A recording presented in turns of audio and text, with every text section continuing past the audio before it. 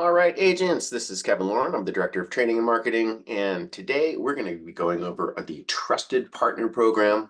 It's something that we've talked about quite a bit, but I'm going to put a little bit more specifics and detail to how to, create these partners and how to maximize your relationship with these partners. So today should be a great overview for some of you and a brand new webinar for a lot of you as well. Before I get into today's presentation, I'm going to bring Bill Seitz, corporate broker for Alta, on. Bill, good morning. How are you today? Good morning, Kevin. Good morning, Alta agents. All right. Well, today is a beautiful California Wednesday, and looks like we're going to get a little weather this weekend, perhaps. Yeah, it's sunny here as well. I'm sure that we will enjoy it while it lasts. Exactly. All right, perfect. And I don't think that we'll be joined today by Debbie Ciccone from Clearview Mortgage. So, Bill, you're going to give us a little update on what's happening out there in mortgage land, right?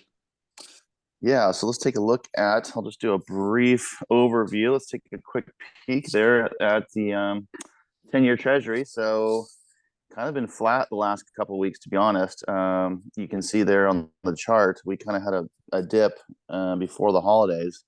And it seemed to be that was kind of leaning into the language out of the Federal Reserve that rates were going to be coming down at some point this year, and they did come down about 100 basis points. So while we were touching the high sevens, we were, as Debbie did some of the pricing a couple of weeks ago, we were got into the high sixes, and even on some FHA and government loans, we're even in the low sixes. But it has trickled back up a little bit, not all the way where we were. So we had gotten under that 4% or right around that 3.9 area, 3.8. It had gone as high as about 5% on the 10-year treasury. And so we've trickled back or climbed back up to, where we're at today, 4.29. And it's kind of just been hanging around there. So nothing really impactful as of late, but it's something to keep an eye on. I feel like people are just waiting for some concrete evidence that they're going to start dropping a little bit. And while we do expect them to drop later this year, or hopefully later this spring, I don't think it's going to be a radical drop. It's going to probably be a pretty gradual. But, if we can even get down into the mid to high fives by the end of the year, that would be a huge psychological barrier, I think, for a lot of people. People can stomach that a lot more than, high 7-8% on the interest rates. Yeah, you're right. It's just, at this point, when you have rates that were so low for so long, people, don't they don't remember that, historically, a 6 and a 7% interest rate is just fine.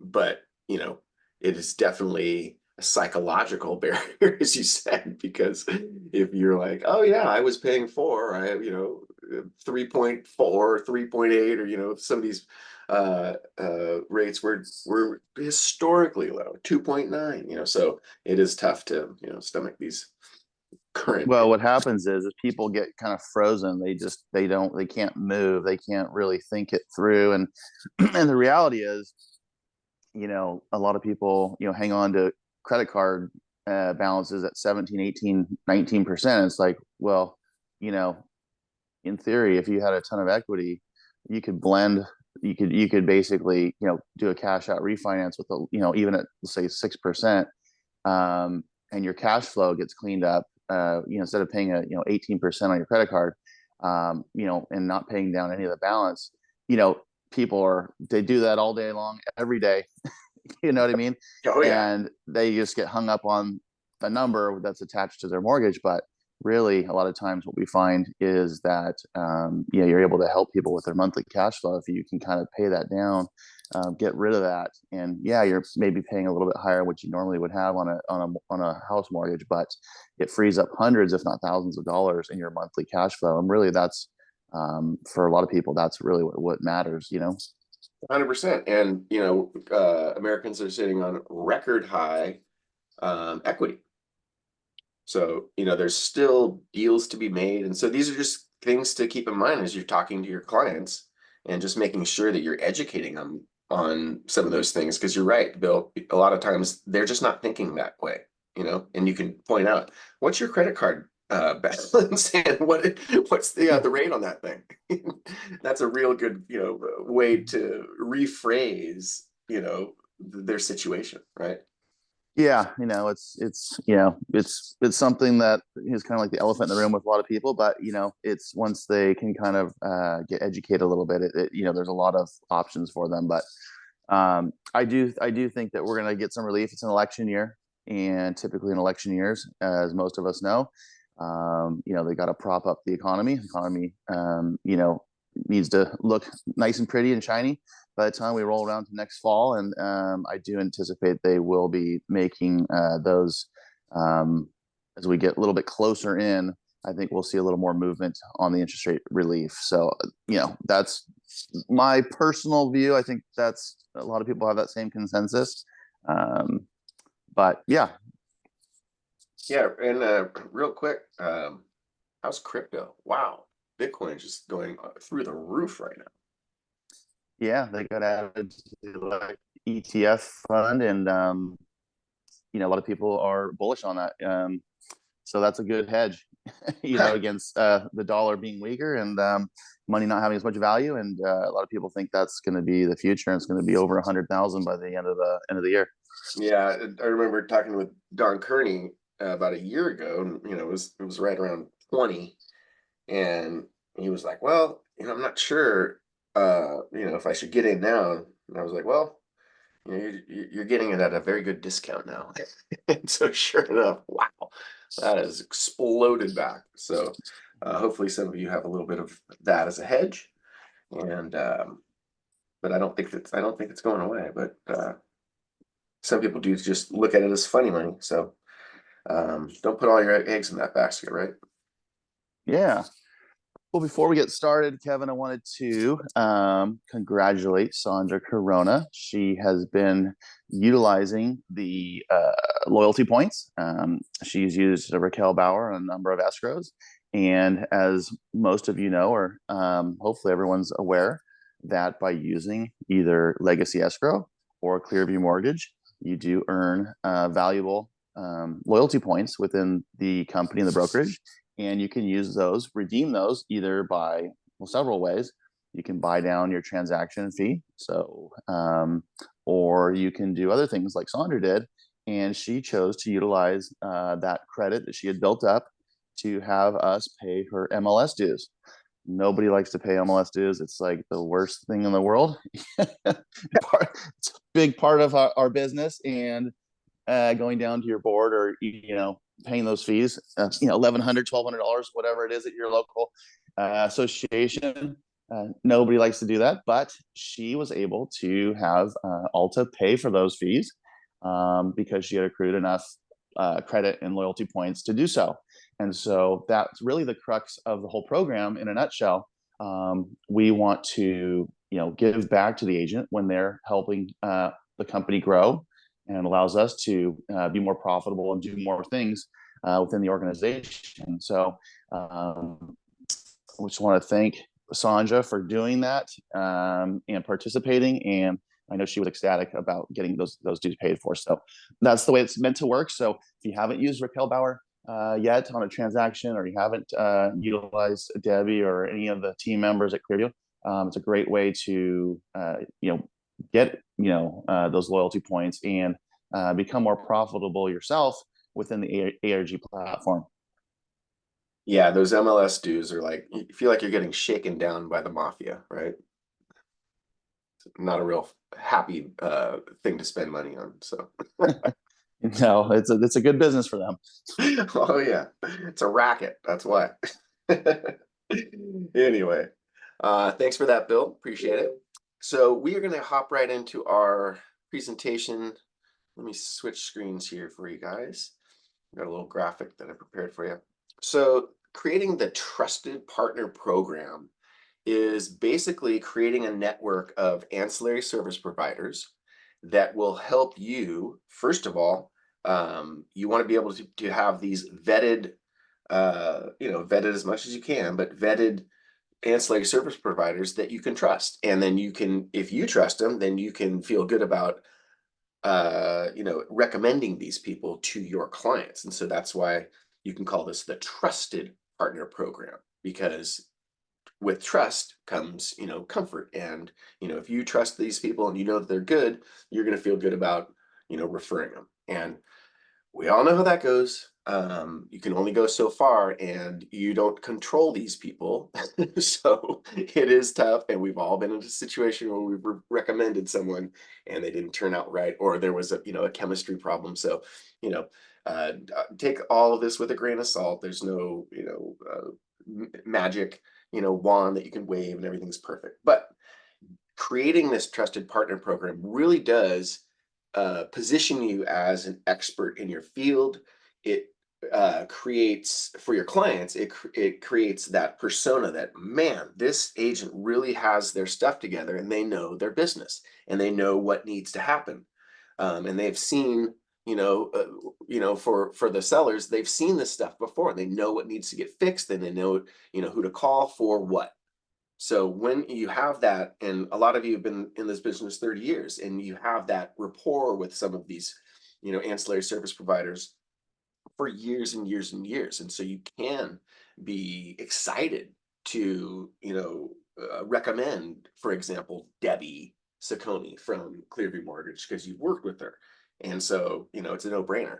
But so the other part of the trusted partner program is referrals, the biggest part. So what we can do is we can turn this group and this collection of professionals into a referral pool for everyone. So the way that it works is you're going to refer people to them, and you're going to constantly make sure that they know that you're the real estate professional to ask questions to, and to to refer business to you. So this is a two-way street, and you have to look at it like that, and you have to work it too. Just like anything, there's no gimme. You have to create this group, and you have to work it. So the first part is, and I have another graphic that I'll share real quick. First part is to select this group, right? So here is a very cool database, kind of a checklist of what are we talking about when we say, service providers. So I've got this broken down into a couple different segments. So we have home, and so within home, okay, so I will just go to the segments real quick.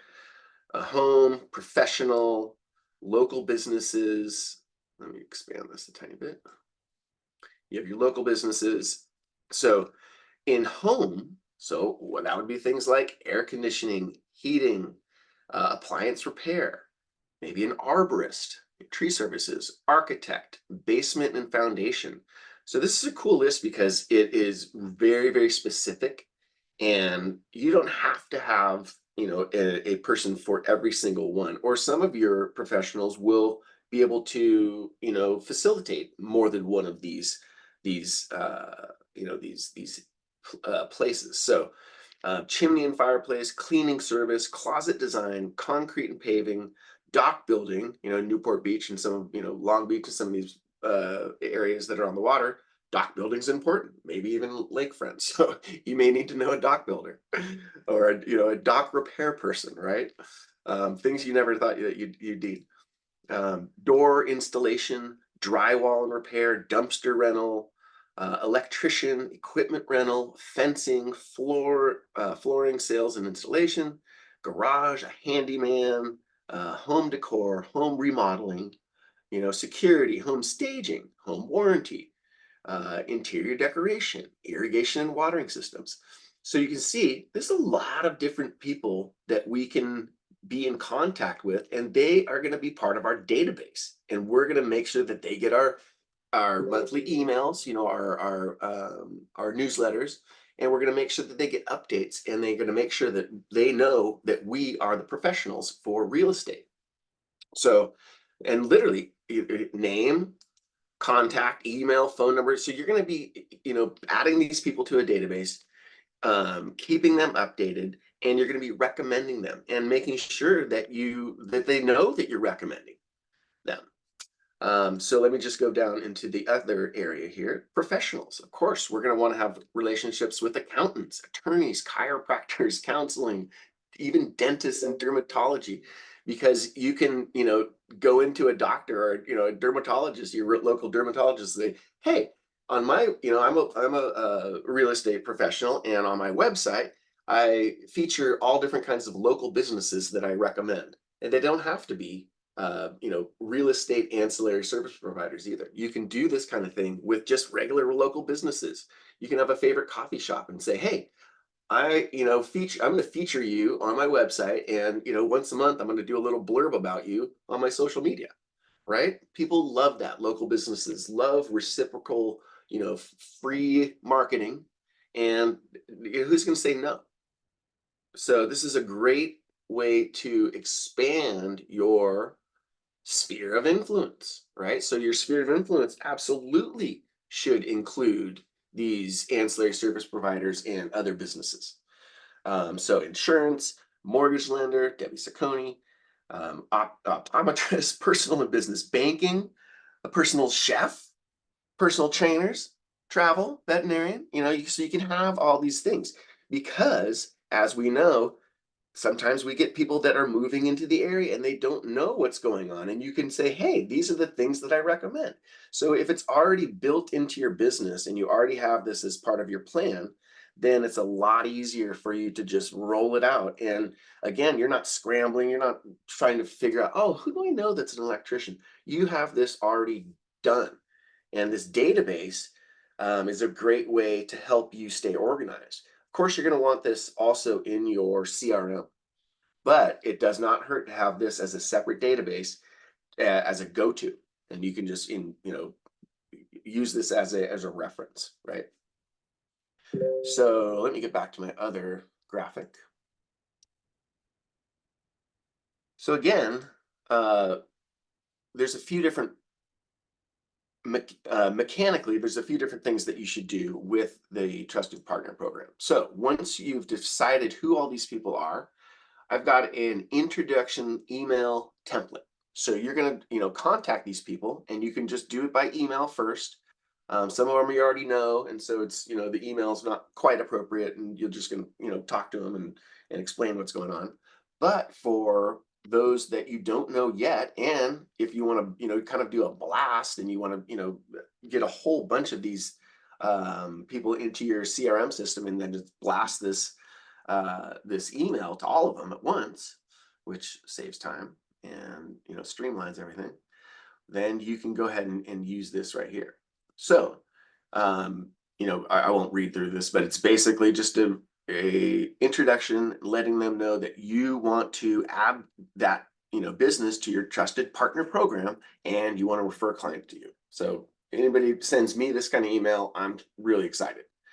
And you explain what that means. You're going to referring people to, you're going to be endorsing those businesses on social media, posting on the website, all of those things that we kind of talked about. And then boom, put your signature in, all that great stuff. Also, we're going to be following up with a phone call to each one of these people. We're not just going to, send an email out and hope that they respond via email. We want to establish rapport with these businesses. We want to be on a first name basis. We want to have these people as part of our network. So next step is to call them. And so here's a little phone script. If you're, you don't know what to say, this is an easy little phone script right here.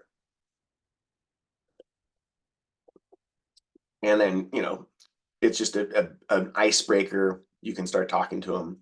So once you get all this out, talk to these people, the action item is to see if you can get these people to meet, once a week, once a month. Once a week's a little much, but once a month or once a quarter, either in person. In person's better, but you can also do a Zoom meeting or something like that. So I've provided a meeting agenda, so make sure that you are not wasting their time. You're not wasting your own time. You're going to make sure that you're going to, if you are going to take the time to do this, you're going to do it correctly, and you're going to get the most out of it. So, the meeting agenda would be as follows. We're going to get to know the business owners, just a few minutes. Then we're going to switch gears and learn about them in their professional context. Just some sample questions here would be, tell me about the business and the service of the product. Tell me about your role. What do you do? What are your current business priorities? Can you tell me about any obstacles or challenges you're working on? And then also you would say, definitely share with me something that you can offer my clients, maybe even a special, if we're working, because you're, my realtor client, I get to offer my clients, a discount on cleaning or whatever it is. If there's something, and a lot of these businesses will have some kind of a little special, and they say, "Oh yeah, no, here's my little special offer." And so that's a great thing for you to be able to promote on your social media. And again, this is just a reason to post something on social media. We're always looking for, some reason to be putting something of value out there into the community, not just here's a picture of my cat.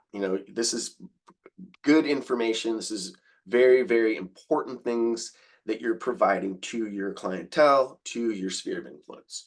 So, so the pitch is share with them about your business and how you focus on building professional relationships. I often run into situations where I need to refer my clients to a professional such as you. And since I trust you to provide a good service, I would like to refer you my clients. So that's the pitch. That's what you are there for, right? What your objective is. And then, again, you're just going to learn how that they can be recommended properly, any specials, any things like that. And then at the close of the meeting, you're just going to thank everybody. And the next step is to put together some marketing pieces to promote our businesses together, right? And so I'm going to be sending you things that you can promote me.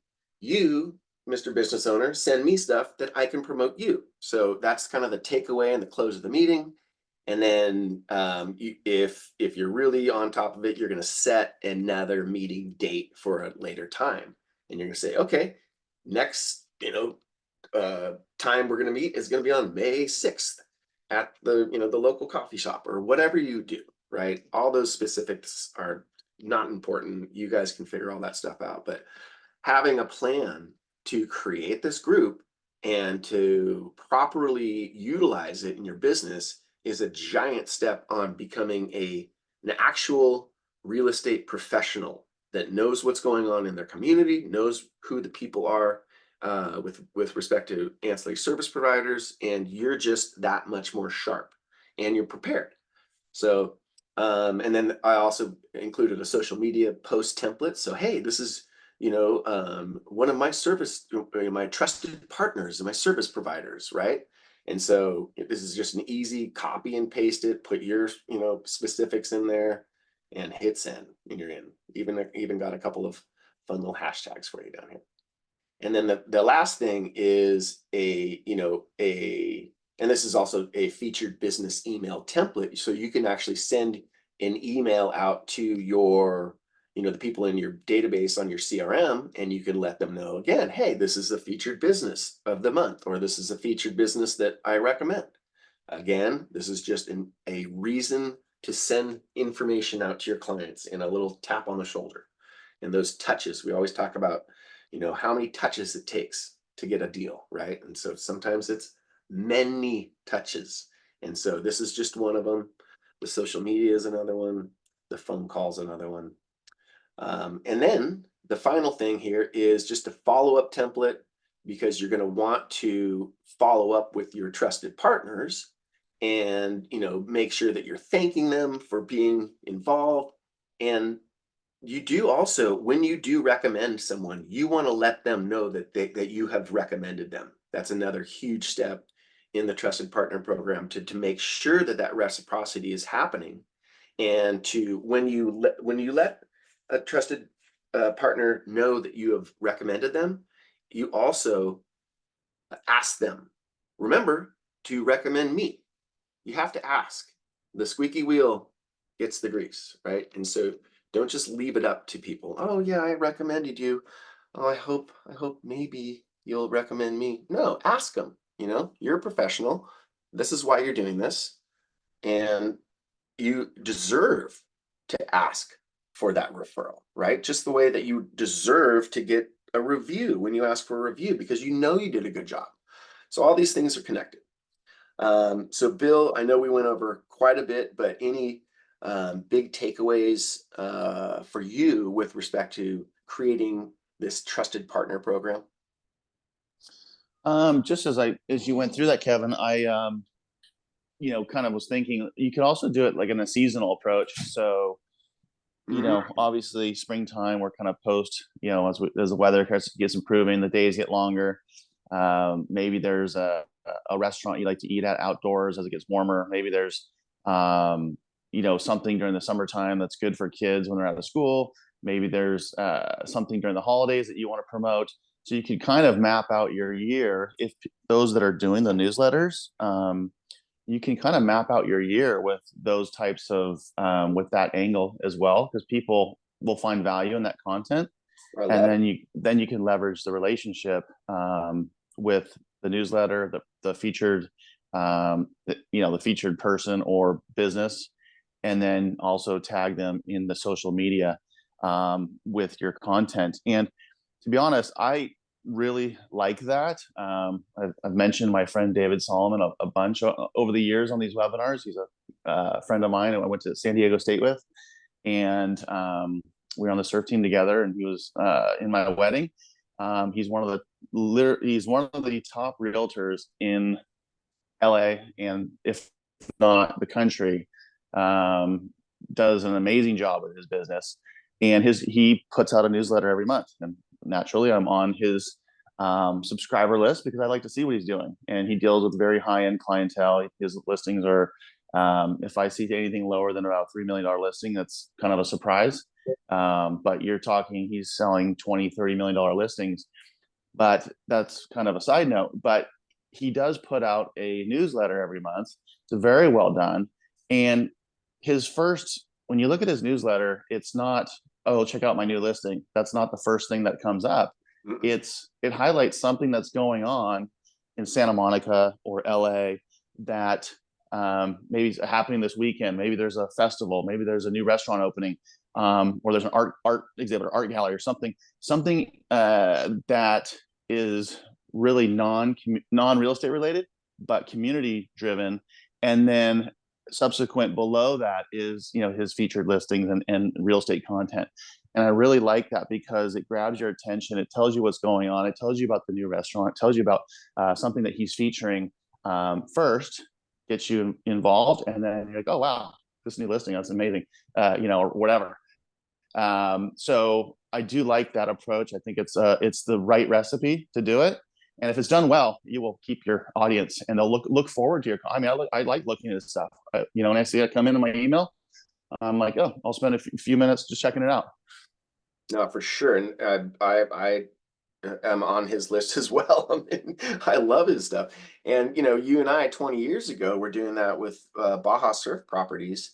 We had our monthly email newsletter that went out religiously, and that's what we used to do, right, Bill? We would it was about like, oh, this is a great place to get tacos. Like that was the first thing. Or like, hey, there's a great new surf camp, or whatever the heck it was, or whale watching, or whatever it is, whatever. And that was like, oh, that's cool. And then like, yeah, here's some properties for sale. And it was just because, as we know, nobody really cares that much until you really, you want to buy that property or whatever. In the meantime, you just have to stay relevant and stay top of mind. And that's it. That's the name of the game. And it's all content driven. So, one thing we did learn in that exercise, and I actually, some people like writing, some people don't like writing. I personally don't mind it. Something I like to do in a way. Is putting together that kind of stuff, and it doesn't have to be long, just a couple paragraphs. But one thing that we did learn from doing those newsletters is that people ended up like looking forward to them. And how much feedback did we get over those years people like, we love your newsletter. You guys put out, Yeah. amazing stuff. Yeah. And so just, And use, that was driven, and that then when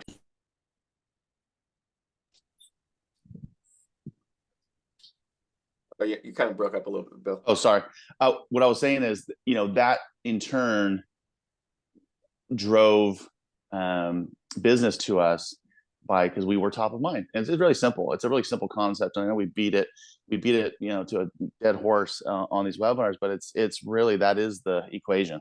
Right. And here's the other part is, at the time, and many of you spend a lot of money in, getting these clients or, these leads, and they're not ready yet. Right. And so we had plenty of instances where, somebody found us on our website, filled out the form, was on our newsletter, didn't do anything for months, 6, 8 months, a year.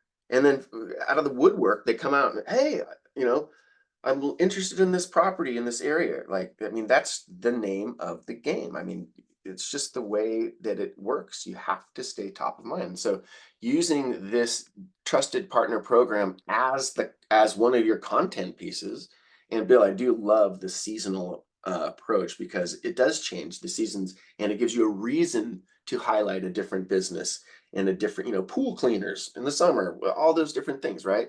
And even I'm looking on my little list here, like pet hotels, like in the summer, hey, going on a vacation. Yeah, this is a cool pet hotel in Newport Beach that, pampers the pets. And That's a great one. it's easy content, guys. That's a great one. And you're scratching the back of somebody else. And so it's just reciprocity. It works. It creates synergy. If you're down, you don't have business right now, this is the thing to work on. This is it right here. This is how you fill your time. And well, and not only that, Kevin, one of the biggest, benefits of doing this is free. It's just your time. Absolutely. And so we talk about yeah. We talk about it almost every week, Bill. Your time is your number one asset. So you have to use it wisely. So this is just like, this is what to do. Yes, my friend. If you're not doing a newsletter, you should start doing it. It's, I think you'll find it actually becomes kind of fun. Once a month is not a big deal. Very easy to put these things together. And what you'll find is as you get in the habit of doing it, you become better at it and become quicker and easier. I mean, there was a point where I could put together and I was doing it weekly for a while, just on the mortgage update. And I could search, find content that was relevant, boom, push it out, and get it. I could get it done in probably 15 minutes. Right. Yeah. So it doesn't take a lot of time as you get good at it and you learn the process. Exactly. Get your system down, and then you just plug and play, right? Copy, paste. All right, perfect. Well, I hope this was a motivating webinar this morning. And if you have questions, of course, you can reach out to me. I'm going to make sure that I send these templates out to everybody. The database is a little bit harder. Just ping me in an email and just say, hey, email me that spreadsheet, and I'll do that. I'll include all of these different because this is a really good list that I shared on the database. I'll make sure that I have all of those items on the email, the replay that I send out. But if you want that actual spreadsheet, just go ahead and ping me. Just send me an email. Say, hey, and then give me that spreadsheet. Yeah. Thanks, Kevin. And next week, I'm going to spend a few minutes reviewing the Avid. We didn't have time to get into it today, but I'm going to show everybody an example of what an Avid should more or less look like that's well executed and performed by an agent, and one that's not well executed and not performed very well by an agent. And no agent in particular, other than just what, why we need to do it properly, how it'll help protect you and the brokerage should something go sideways, heaven forbid, down the line. But it's something that we see quite often. And so we'll just spend a few minutes reviewing that. I'm going to show some examples of how it should be done and what shouldn't be done. And so we'll get a little bit into that for a few minutes next week. I think that'll be an important one. Kevin? For sure. Well, thanks a lot for that, Bill. Appreciate it. And with that, we look forward to seeing you guys on the Wednesday webinar next week. And hope you guys are able to get out there and make it a great week and a productive week. And we'll see you all soon. Bye-bye.